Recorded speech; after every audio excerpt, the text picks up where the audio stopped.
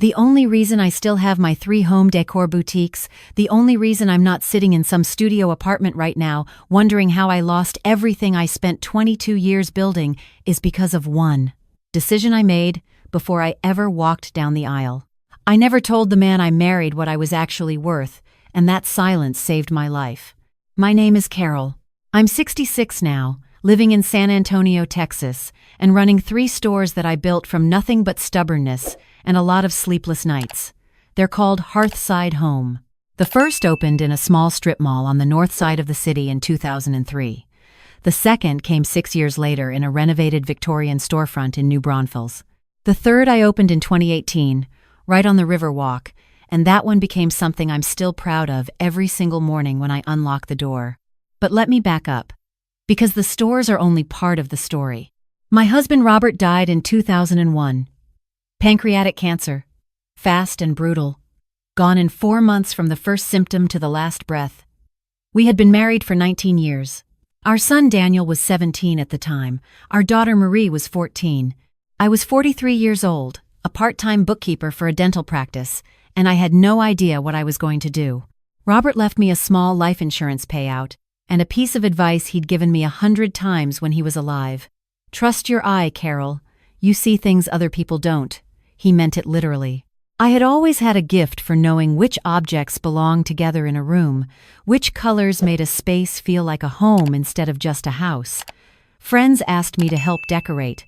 My own house looked like it belonged in a magazine we couldn't afford to subscribe to. So I used the insurance money, every dollar of it.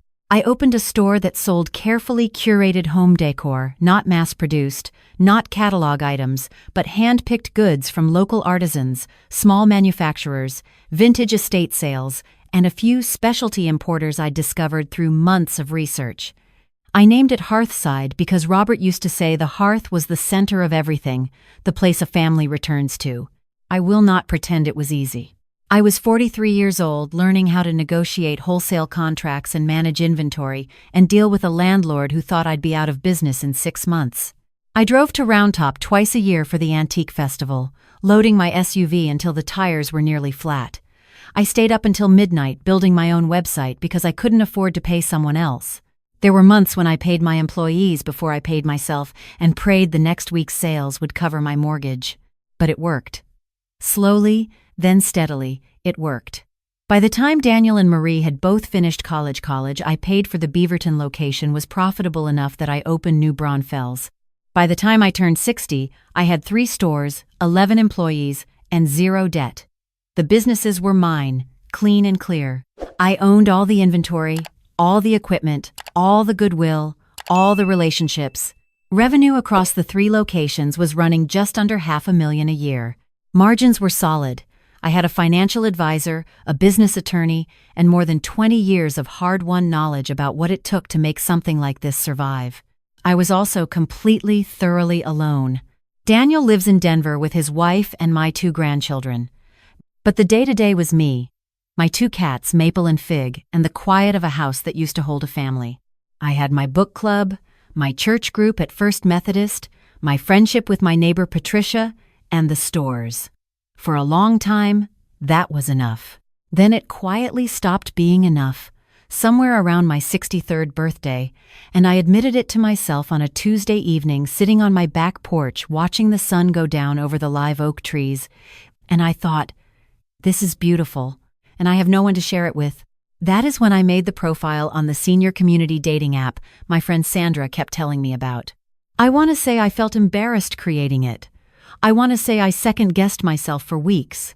The truth is, I felt hopeful in a way I hadn't in years, and hope at 63, when you weren't sure you were allowed to feel it anymore, is a powerful and dangerous thing. I matched with a man named Gary Warren in the spring of 2022. His profile said he was 61, retired from a career in commercial real estate, living in San Antonio after spending most of his life in Dallas. His photos showed a trim, silver-haired man with an easy smile and kind eyes. His bio was thoughtful without being showy. He mentioned his late wife, Karen, who had passed from a stroke 5 years earlier. He mentioned his love of gardening and live music and long drives on the Texas Hill Country roads. We messaged for 2 weeks before he asked to meet for coffee.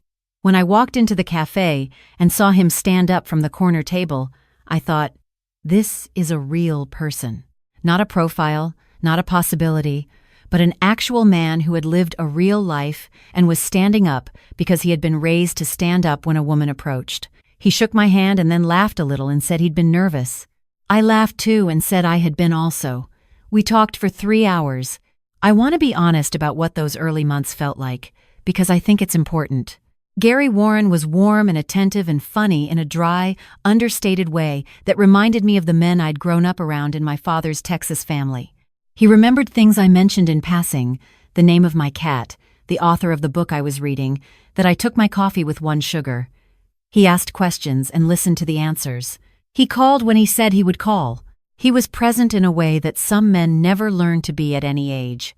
By August, 6 months after that first coffee, I was in love with him. I didn't say it first. He did, on a Saturday afternoon at his apartment after we'd cooked dinner together and the sun was coming through the kitchen window and everything felt so ordinary and so good that I thought I might cry. He said it simply, not dramatically, the way a man who actually means it usually does. I said it back. What had I told him about my work? I told him I owned a home decor store in San Antonio. 1 store. I said business was fine. I said I kept busy. I never mentioned New Braunfels. I never mentioned your Riverwalk location. I never mentioned the revenue numbers, the debt-free balance sheets, the real estate leases. None of it. Why? I have been asked that question many times since, and I have thought about it more than I can tell you. Partly it was instinct. I had built those stores alone, through years of work that no one else had put in with me, and there was a part of me that had learned to hold that close. Partly it was something my financial advisor had told me years earlier. Never lead with your assets in a new relationship. She'd said it in a practical context, about estate planning, but it had stayed with me. And partly, and I say this carefully, there was something about the way Gary occasionally, gently, circled back to business questions that made me want to keep my answers small. Nothing I could point to. Just a feeling. A tiny, quiet pull in my gut that said, not yet. Wait. He proposed in October. We were at a winery in Fredericksburg, the hill country spread out behind us in fall colors, and he pulled a ring from his jacket pocket and looked at me with those kind eyes and asked me if I would spend the rest of my life with him. I thought about what the rest of my life had been. I thought about the back porch and the sunset and maple and fig and the house that was too quiet. I said yes. We set the wedding for March. Small, First Methodist, close family and friends. That was when things began to change. The first thing I noticed was his brother. I had met Kevin Warren briefly twice before the engagement, once at a birthday dinner Gary hosted, once at a mutual friend's cookout. He was 56, lived in Austin, worked in some kind of financial consulting. He was pleasant enough, if a little sharp at the edges. After the engagement, Kevin started appearing more. He and Gary had dinner several times a week. He came to San Antonio on weekends. Gary mentioned him constantly, Kevin thinks. Kevin said. Kevin suggested. Then, Gary brought Kevin to lunch with me, just the 3 of us at a restaurant near my Riverwalk store. I didn't tell Gary the store was 40 feet away. At first, Kevin was charming. He asked about my life, my family, my history with San Antonio. He was attentive the way a good interviewer is attentive, leaning forward, nodding, asking the right follow-up. Then, over the entrees, he shifted. So, you mentioned you have a store. Home goods? What's the square footage you're working with? I said it was a small operation. I kept the details vague. He said retail was brutal right now. Said he had a client who'd lost a boutique chain because she'd been undercapitalized. Said the smart, small retailers were the ones who knew when to exit. I said I was comfortable where I was. He nodded and smiled and said, of course. But as we left the restaurant, he said to Gary within my earshot, she should really think about getting a good business advisor, someone objective. I didn't say anything, but I thought about it for 3 days. 2 weeks before the wedding, Gary sat down with me after dinner and brought up a financial planner. He said he had a friend, a really good one, very discreet, who helped couples entering second marriages get aligned on their financial pictures. He said it wasn't about distrust. He said it was just smart planning. He said Kevin had recommended it. I told him I already had my own advisor and was comfortable with my planning. He said he understood, but pressed gently. It would just be one conversation, he said. Just so we both have the full picture going in. I said I'd think about it. That night, I lay awake for a long time. The next morning, I called my business attorney. Her name is Donna Hewitt. She has been handling my contracts and business legal work for 14 years. She is the sharpest person I know, and she does not waste words. I told her about Gary. I told her about Kevin. I told her about the financial planner suggestion. She was quiet for a moment. Then she said, "Do you want a prenup, or do you want a background check first?" I said both. She said, "Good, I'll get started today." While Donna drafted the prenuptial agreement, she also put me in touch with a private investigator she trusted for exactly this kind of work. His name was Frank Ochoa, and he was thorough. I told Gary I wanted a prenup. I expected pushback. He didn't push back at all, he said immediately. "Of course, whatever makes you comfortable, I understand completely." His ease about it should have reassured me. Instead, it unsettled me slightly, though I could not have explained why. His attorney reviewed Donna's draft and came back with 2 proposed amendments. The first suggested that business income generated during the marriage be treated as marital income regardless of which spouse's business produced it. The second asked for full financial disclosure from both parties before signing. Donna rejected both. My client's business assets and income remain her separate property. The prenup was signed as I had wanted it. We married on a Saturday in March at First Methodist. Daniel flew in from Denver. Marie drove up from Nashville. Kevin was there, smiling and congratulating us and shaking Gary's hand with both of his, and something about the way they exchanged a look across the reception room made the tiny voice in my gut speak up again, and I told it to be quiet because I was happy. The honeymoon was 10 days in Costa Rica. It was beautiful. We hiked rainforest trails and watched sea turtles and sat on the porch of our rented villa listening to howler monkeys and drinking coffee at sunrise. Gary was everything I had fallen in love with: present, gentle, funny, kind. For 10 days, I let myself believe in what I had chosen. We came back to San Antonio in April.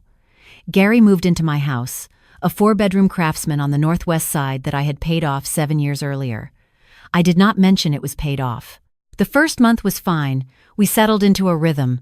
Gary worked from home, he said, managing his investments and staying in touch with a few consulting contacts.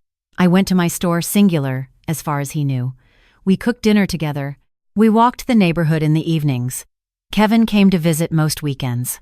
Then, in early May, Gary started asking more specific questions. We were having coffee on the back porch on a Sunday morning when he said he'd been thinking about my business. He said he loved that I was entrepreneurial. He said he thought with the right strategy I could be doing so much more. He mentioned a retail consultant Kevin knew who had helped several small business owners scale successfully. He said he could set up a meeting. He said it would be informal, just a conversation. I said I appreciated it, but I was happy with where things were. He let it go, then brought it up again 4 days later, then again a week after that. Each time the framing shifted slightly.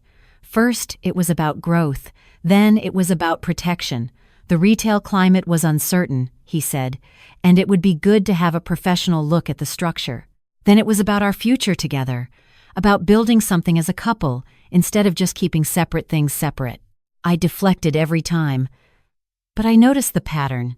One evening in mid-May, I came home from the Riverwalk store, which he still did not know existed, to find Gary in my home office. He was standing at the filing cabinet against the wall. He turned when I walked in and said he'd been looking for the instruction manual for the new coffee maker, thought I might have put it with appliance documents. I said the coffee maker manual was in the kitchen junk drawer. He said, "Oh, of course, my mistake." He walked past me out of the door. The filing cabinet had 3 drawers. The bottom drawer contained, among other things, quarterly tax documents for all 3 locations. I did not say anything. I went to the bathroom, turned on the water, and stood at the sink for a moment. Then I took the documents out of the cabinet, put them in a locked box, and moved the box to the back of my bedroom closet. The next morning, I called Frank Ochoa. 4 days later, he called me back and asked if I could come to his office. His voice had something careful in it that I recognized even before I walked in. I have learned over the years to notice the way people talk when they are about to tell you something difficult. I sat down across from him. He opened a manila folder and turned it so I could read it and said, "Your husband's name is not Gary Warren. His legal name is Gary Eugene Watkins. He changed it in 2017 through a legal name change in Dallas County. I think I said what? I think I said it more than once. Frank was patient. He walked me through it slowly. Gary Watkins had filed for bankruptcy in 2013 and again in 2018. He had never owned a real estate business of any kind. He had worked as a leasing agent for a commercial property company in Dallas from 2008 to 2016, when he was terminated for falsifying client records. Since then, his documented employment history was nearly non-existent. His wife Karen had not died of a stroke. They had divorced in 2016. Karen Watkins, now Karen Hollis, was alive and living in Plano. Frank had spoken with her briefly on the phone. There was more. Gary Watkins, my husband, had been in 3 serious relationships since the divorce. Frank had documentation on all 3. The first woman was named Ruth Albright, 64 years old, from Amarillo. Ruth owned a small chain of alterations and tailoring shops she had run for 18 years. She and Gary dated for 8 months, became engaged, married. Gary suggested, 6 months into the marriage, that they consolidate their finances into a joint account for simplicity. Within 14 months of the wedding, Ruth's business accounts had been systematically drained through transfers Gary had convinced her to authorize, transfers she had believed were going to a business investment. He disappeared. Ruth lost her business and spent 2 years trying to recover legally.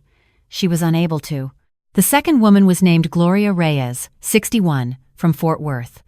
Gloria owned a catering company that serviced corporate events. She had built it over 16 years. Gary had told her that Kevin, the same brother, was a licensed financial advisor who could help her business structure more efficiently.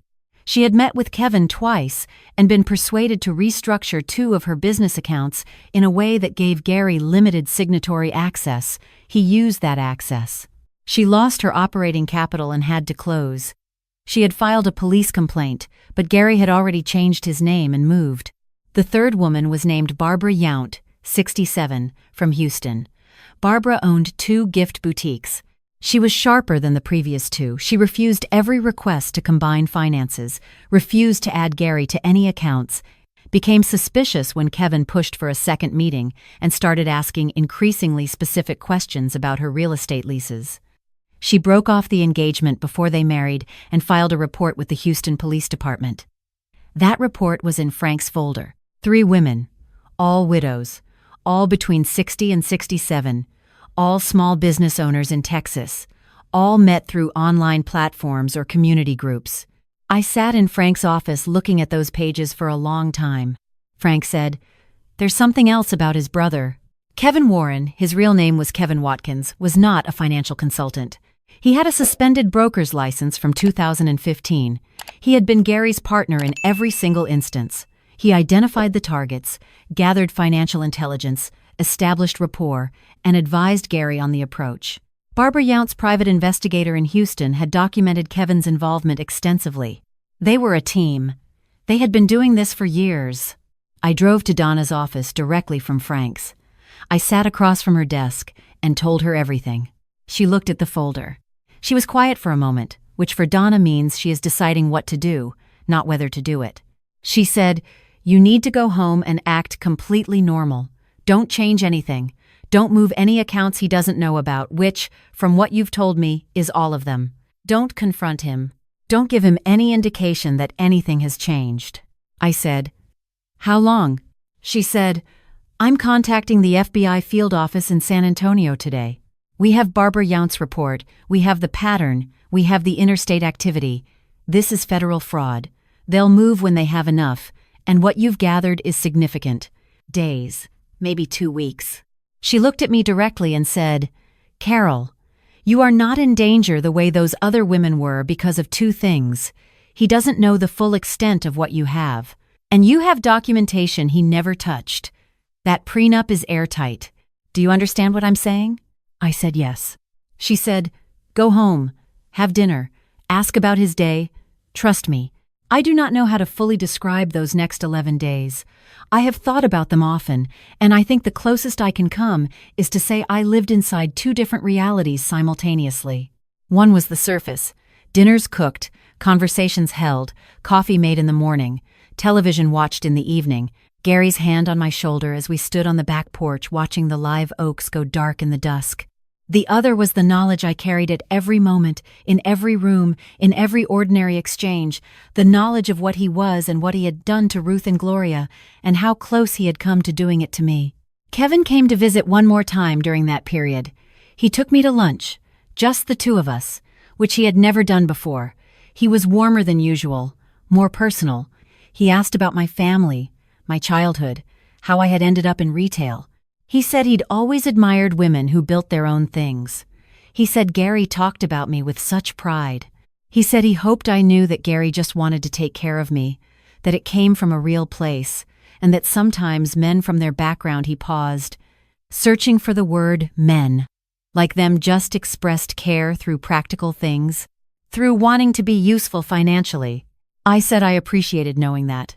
He said, "You know, I work with a lot of business owners at your stage of life, and the ones who do best are the ones who stop treating their business like an only child, the ones who let someone in." He smiled. "I'm not trying to sell you anything. I want you and Gary to be happy, and I think there are some structures that could protect you both and give you a lot more flexibility going forward." I said, "Kevin, I have my own team, but thank you for caring." His smile stayed in place. It did not reach his eyes. 3 days later, I came home from the New Braunfels store, still not on Gary's map, to find 2 vehicles parked in front of my house that I did not recognize. I parked on the street. I walked to the front door and opened it. Gary was seated on the living room couch between 2 people in dark jackets. A third person stood near the hallway. The woman nearest the door showed me a badge and introduced herself as Special Agent Reyes of the FBI San Antonio field office. Gary looked at me from the couch. His face was pale and very still. He said, "Carol, I can explain everything. Please just let me explain." I looked at him for a moment. This man who had made me feel hopeful at 63. This man who had stood at a winery in the hill country and asked me to spend the rest of my life with him. This man who had destroyed 2 women's lives and had been working patiently and carefully toward destroying mine. I said, "I don't think you can." They had Gary in custody within the hour. Kevin was arrested the same afternoon at his apartment in Austin. What followed was a year of legal proceedings that I will not pretend was easy or clean. Federal fraud cases move slowly. There were depositions and documents and phone calls with attorneys and days when I sat across from Donna's desk wondering when it would be over. Ruth Albright testified. Gloria Reyes testified. Barbara Yount, who had never been fully victimized but had come the closest to it after me, testified. Their stories were laid out in a federal courtroom in plain language that made the whole room go still.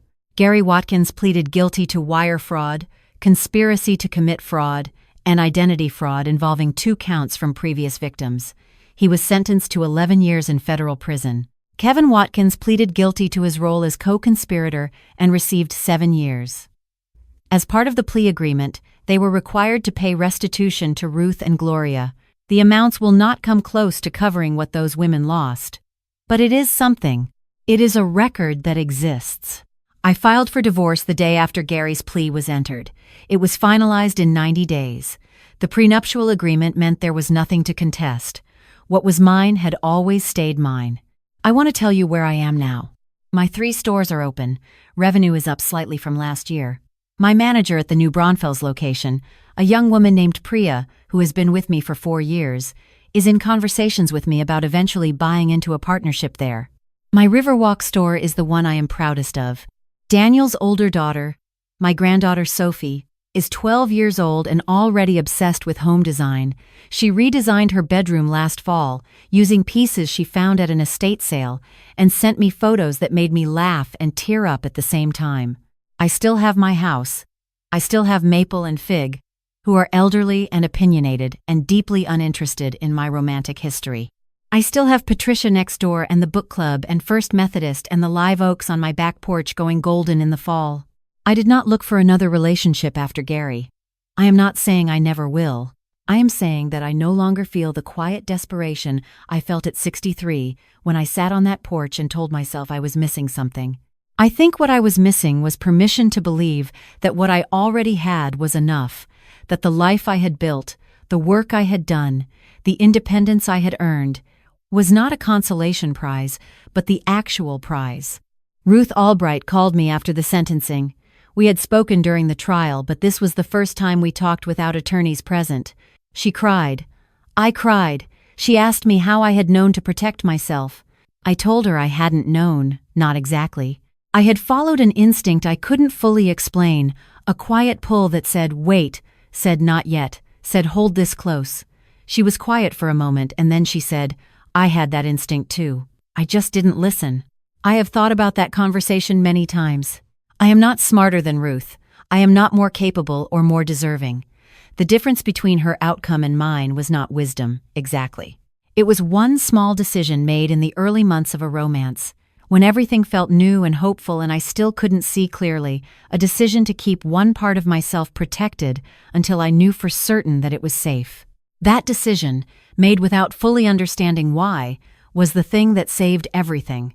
If there is something I want you to take from this story, it is not that you should distrust everyone who loves you, or that second chances aren't real, or that hope is a liability. It is simpler than that. Know what you have built. Protect it the way it deserves to be protected. Listen to the small voice that speaks before the loud voice can drown it out. And if someone, no matter how kind their eyes are, no matter how warm their hand feels in yours, no matter how perfectly they remember which book you are reading, if someone pushes repeatedly toward your finances, toward your business, toward the thing you built alone with your own hands and your own years, listen to that voice. It was speaking for a reason. I am 66 years old.